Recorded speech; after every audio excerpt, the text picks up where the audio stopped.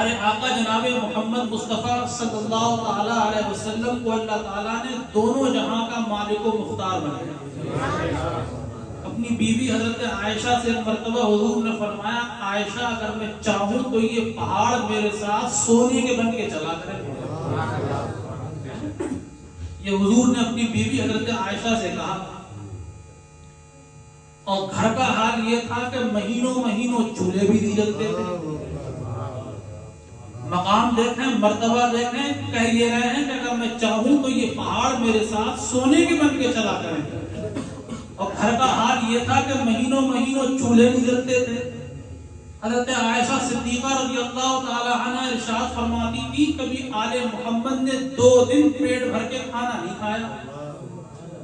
جس کھجور کی گٹلی کو چوس کے سحری کرتے تھے، اسی کھجور کی گٹلی کو چوس کے افطاری کر لیا کرتے تھے۔ یہ گھر کا حال ہے۔ اب مقام دیکھیں کہ جناب والا ڈوبے ہوئے سورج کو بھی پلٹا سکتے ہیں، چاند کے 2 ٹکڑے بھی کر سکتے ہیں۔ حضرت علی رضی اللہ تعالی عنہ کی دکھتی ہوئی آنکھ میں لعاب دہن لگا دیا تو آنکھ ٹھیک کر دی۔ حضرت عبداللہ بن عتیق کی پنڈلی ٹوٹ گئی تھی، حضور نے جناب والا تھوک لگا کے پنڈلی ٹھیک کر دی۔ جس میں وہ چھوٹے سے بچے تھے، معاذ اور معوذ جنگ بدر میں جنہوں نے ابو جہل کو مار گرایا تھا، ان کا ہاتھ کٹ گیا تھا، وہ تھوڑا سا سہارا تھا، وہ لٹک رہا تھا۔ جنگ کی حالت میں وہ ہاتھ تکلیف دے رہا تھا تو انہوں نے اپنے پیر کے نیچے ہاتھ رکھا، جھٹکا دے کے ہاتھ ہی الگ کر دیا۔ سرکار نے لعاب دہن لگا کے بغیر پلاسٹر کے ہاتھ ٹھیک کر دیا۔ یہ شان اور گھر کا حال یہ ہے کہ مہینوں مہینوں چولہے نہیں جل رہے ہیں۔ حضرت ابو ہریرہ رضی اللہ تعالی عنہ ایک صحابی ہیں، بارگاہ رسالت میں آئے، کہنے لگے، یا رسول اللہ، میں آپ سے حدیثیں سنتا ہوں بھول جاتا ہوں، آپ سے حدیثیں سنتا ہوں بھول جاتا ہوں، میرا حافظہ بڑا کمزور ہو گیا ہے۔ تو حضور نے یہ نہیں کہا کہ بھئی میں ڈاکٹر تھوڑی نہیں ہوں، کسی ڈاکٹر کے پاس جاؤ، دماغی لے کے آؤ، ڈاکٹر صاحب دوائی دیں گے، تمہارا ذہن کمزور ہو گیا ہے۔ تو آقا کریم سرور عالم صلی اللہ علیہ وسلم نے ارشاد فرمایا، ابو ہریرہ تمہارے پاس جو چادر ہے اس چادر کو پھیلا دو، اس چادر کو پھیلا دو۔ حدیث ہے، سرکار کریم سرور عالم صلی اللہ علیہ وسلم نے اپنے خالی دونوں ہاتھوں کا لپ بنایا، اپنے دونوں ہاتھوں کا لپ بنایا اور اس کو بنا کر چادر میں ایسے اڈیل دیا، خالی ہاتھ کا، کچھ بھرا نہیں بلکہ ایسے کر کے چادر میں اس کو اڈیل دیا۔ 2-3 مرتبہ کرا۔ حضرت ابو ہریرہ سے کہا اللہ کے نبی سرور عالم نے کہ ابو ہریرہ چادر کو لپیٹ کے لے جاؤ۔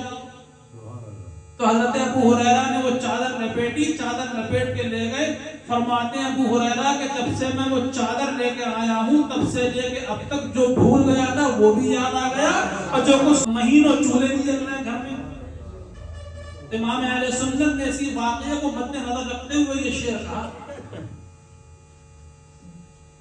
مالک کونین ہے کو پاس کچھ رکھتے نہیں، مالک کونین ہے کو پاس کچھ رکھتے نہیں، دو جہاں کی نعمتیں ہیں ان کے خالی ہاتھ میں، دو جہاں کی نعمتیں ہیں ان کے خالی ہاتھ میں، دو جہاں کی نعمتیں ہیں ان کے خالی ہاتھ میں، دو سب پڑھو مل کے، دو جہاں کی نعمتیں ہیں ان کے خالی ہاتھ میں، دو جہاں کی نعمتیں ہیں ان کو خالی ہاتھ